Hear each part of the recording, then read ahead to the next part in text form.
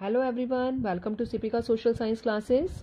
So dear students, in this lecture we will start our new chapter, that is your chapter number 7 of Geography, Lifelines of National Economy. So dear student, ये first video है हमारे इस chapter की। इस chapter में हम discuss करेंगे अपनी नेशनल इकॉनमी और उसकी लाइफलाइंस के बारे में कि एक इकॉनमी को रन करने के लिए किस किस चीज की जरूरत पड़ती है, किसके कारण एक इकॉनमी स्मूथली रन कर सकती है। तो स्टार्ट करते हैं अपना चैप्टर। तो स्टूडेंट्स, आपने देखा होगा कि एक इकॉनमी में मेनली क्या क्या चीजें होंगी जिससे इकॉनमी स्मूथली रन कर सके। दैट इज कंज्यूमर और other factor will be producer. Consumer मतलब जो चीजों को कंज्यूम करता है, और प्रोड्यूसर्स जो चीजों को जनरेट करता है, जो चीजों को प्रोड्यूस करता है। तो इन दोनों के बीच में लिंक जो क्रिएट करता है उसके बारे में डिस्कस करेंगे। तो अपना एग्जांपल स्टार्ट करते हैं हम। सपोजिंगली एक कंज्यूमर है, that person want to purchase a car. उस पर्सन ने कार लेनी है, तो that person will go to industry to purchase a new car. तो जो कंज्यूमर है जिसको कार चाहिए means that will be demand location, means वो डिमांड को जनरेट कर रहा है। और जिस इंडस्ट्री से वो कार लेने जाएगा मीन्स वो इंडस्ट्री कार सप्लाई करेगी, तो वो कौन सी लोकेशन हो जाएगी? सप्लाई लोकेशन हो जाएगी।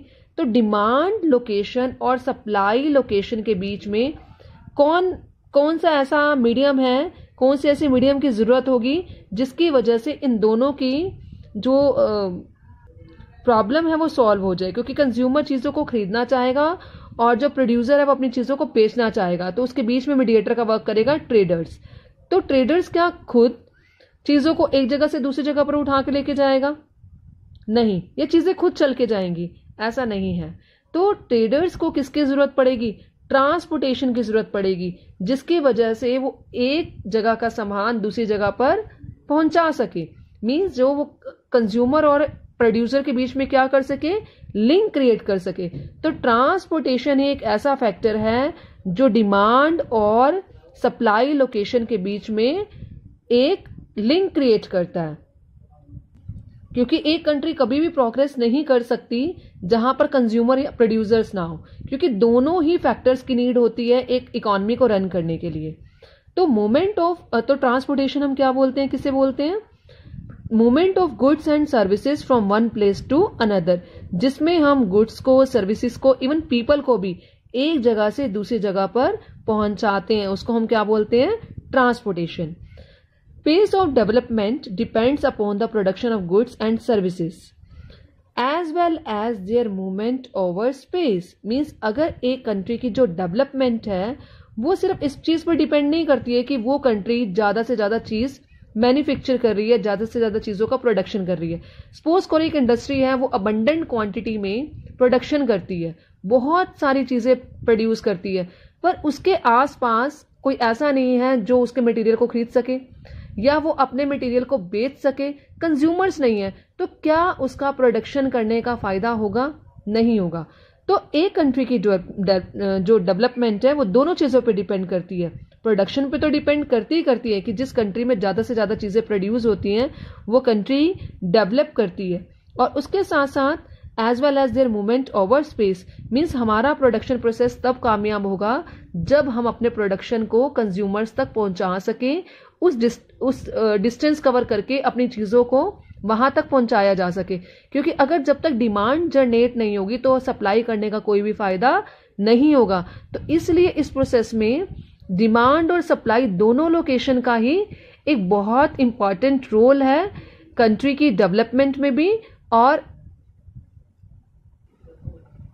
प्रोडक्शन प्रोसेस में भी। तो अब हम देखते हैं हमारे ट्रांसपोर्ट जो सिस्टम है वो कितने टाइप का होता है। हमने ट्रांसपोर्टेशन को डिवाइड किया हुआ है, ट्रांसपोर्ट सिस्टम को डिवाइड किया हुआ है। 3 टाइप्स के हैं ट्रांसपोर्ट सिस्टम। नंबर 1 है land transport, water transport, air transport. Land transport में आप जैसे बोल सकते हैं रोडवेज हो गई, रेलवेज एंड पाइपलाइंस, और वाटरवेज में इनलैंड वाटरवेज जो मतलब विद इन कंट्री के अंदर चलते हैं और डिस्टेंस कवर करते हैं और सर्विसेज एक जगह से दूसरी जगह तक पहुंचाते हैं, और आउटसाइड भी चलते हैं, जैसे हम ओवरसीज बोल लें और एयर में है, एयर में भी ऐसा ही है, इंटरनेशनल भी है, डोमेस्टिक भी है। तो ये डिस्कस करेंगे हम इस चैप्टर में। तो स्टूडेंट्स, ये था हमारा थोड़ा सा इंट्रोडक्शन इस चैप्टर के बारे में। हमारा नेक्स्ट टॉपिक है that is trade, transport and communication. जो ट्रांसपोर्ट है और कम्युनिकेशन है, these are the life lines of our national economy. इन दोनों के कारण ही हमारा ट्रेड पॉसिबल है। अब स्टडी करते हैं स्टूडेंट्स। देखिए, ट्रेड और transport both were restricted to limited space, क्योंकि अभी हमारे पास कम्युनिकेशन फैकल्टी नहीं है, फैसिलिटी उसकी नहीं है।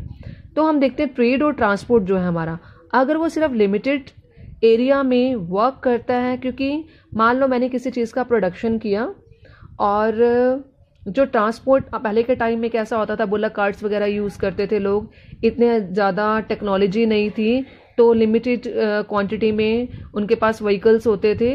तो तब डिस्टेंस ट्रैवल करना इतना इजी नहीं होता था, शॉर्ट डिस्टेंसेस तक ही ट्रेड पॉसिबल था।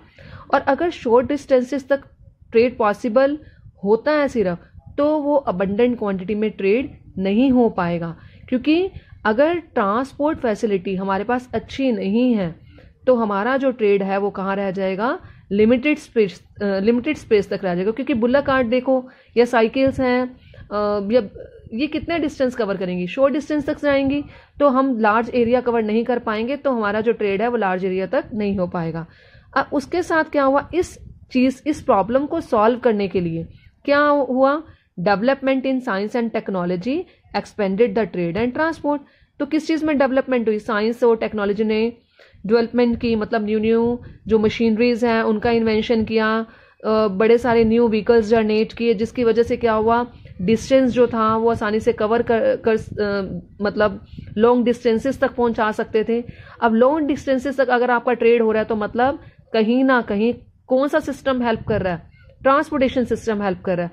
और ट्रांसपोर्टेशन सिस्टम के हेल्प करने में किस चीज़ की जरूरत थी हमारे को, साइंस एंड टेक्नोलॉजी की। तो स्टूडेंट्स देखते हैं, इस एक थीम से देखते हैं हम, transport plus communication is equal to, मतलब अगर हमारे पास किसी ट्रेड को करने के लिए ट्रांसपोर्ट मिल रहा है, मतलब हम अपने सामान को एक जगह से दूसरी जगह पर आसानी से पहुंचा सकते हैं, उसके साथ कम्युनिकेशन सिस्टम इन्वॉल्व हो गया। कम्युनिकेशन सिस्टम क्या है, जिसमें हम सारी चीजें, अगर हमने कोई सामान मंगवाना है, पहुंचाना है, कम्युनिकेशन की हेल्प से आसानी से हो सकता है। तो उससे क्या हुई है, हमारी कनेक्टिविटी दूसरे एरियाज में इंक्रीज हुई है। और अगर दूसरे एरियाज में इंक्रीज होगी तो हमारा जो ट्रेड होगा उसकी वॉल्यूम क्या हो जाएगी, इंक्रीज हो जाएगी। तो एग्जाम्पल लेते हैं, ट्रांसपोर्ट, मान लो हम ट्रांसपोर्ट कैसे करेंगे, अपना सामान भेजना है तो हम रेलवेज का यूज करेंगे या रोडवेज का यूज करेंगे। अब हमने कम्युनिकेशन सिस्टम ले लिया, इंटरनेट, रेडियो या टीवी। मान लो एक पर्सन ने ट्रैवल करना है या आप एक पर्सन ने अपना सामान भेजना है और उसने अपनी ट्रेन का टाइमिंग है उसका 6 o'clock का, बाई चांस किसी वजह से ट्रेन डिले हो जाती है 12 आवर्स के लिए, तो उस पर्सन के लिए प्रॉब्लम हो जाएगी। और उस पर्सन को उसके पास बल्क ऑफ वॉल्यूम, मतलब इतना सारा सामान है, तो वो कैसे उसको संभालेगा, कैसे उसको मेंटेन करेगा, तो प्रॉब्लमेटिक सिचुएशन हो जाएगी।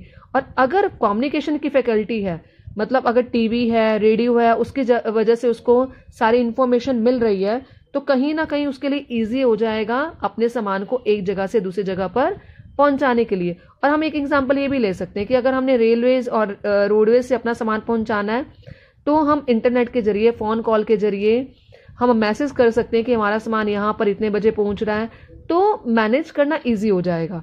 तो इन दोनों की वजह से, ट्रांसपोर्ट सिस्टम की वजह से और कम्युनिकेशन सिस्टम की वजह से, जो हमारा वर्ल्ड है वो अब ग्लोबल विलेज बन गया है। हमारी कंट्री है वो भी एक विलेज की तरह बन गई है। क्यों? क्योंकि अब हर जगह पर अपना सामान पहुंचाना, हर पर्सन का पहुंचना बड़ा इजी हो गया है। क्योंकि आज अगर हम नहीं पहुंच पाते, वीडियो कॉल्स के जरिए, फोन कॉल के जरिए अपना काम इजीली करा सकते हैं। तो ट्रांसपोर्ट ने जहां हेल्प की है, उसके साथ साथ कम्युनिकेशन ने भी बहुत बड़ी हेल्प की है, जिसकी वजह एक फोन कॉल के जरिए अपना सारा अरेंजमेंट हम कर सकते हैं इजीली। तो कनेक्टिविटी इंक्रीज हो जाने के कारण आज हमें वर्ल्ड कैसे लगता है, ऐसा लगता है कि सब लोग आसपास ही हैं, आसानी से एक चीज को दूसरी जगह पर पहुंचाया जा सकता है। और जिसकी वजह से ट्रेड की वॉल्यूम जो बढ़ी है, आज हम लोकल लेवल पर नहीं, विद इन कंट्री नहीं, अब हम आउटसाइड कंट्री भी अपना ट्रेड इजिली कर सकते हैं। तो हम बोल सकते हैं जो ट्रांसपोर्ट है, कम्युनिकेशन है और ट्रेड है, these all are complementary to each other. मतलब तीनों को आपस में एक दूसरे की जरूरत है, तीनों एक दूसरे के बिना वर्क नहीं कर पाएंगे। तो these all are complementary to each other. तो हम इसको एक ट्रायंगल बना सकते हैं कि तीनों, ट्रेड है, ट्रांसपोर्ट है और कम्युनिकेशन। अब हम डिस्कस करते हैं dense and efficient network of transport and communication is a prerequisite for local, national and global trade of today. Student, आपका ये क्वेश्चन भी आता है, आप धीरे धीरे देखना।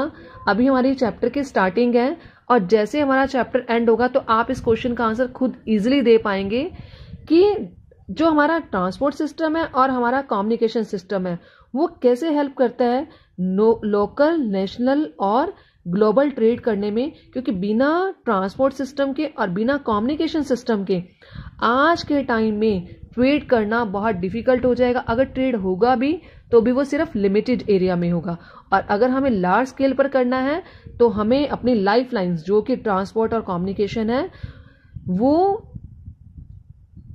मेजर रोल प्ले करती हैं किसी भी ट्रेड को वर्क करने में या किसी भी कंट्री के डेवलपमेंट में। तो स्टूडेंट्स, आई होप सो आपको ट्रेड, ट्रांसपोर्ट और कम्युनिकेशन की कनेक्टिविटी क्लियर हो गई।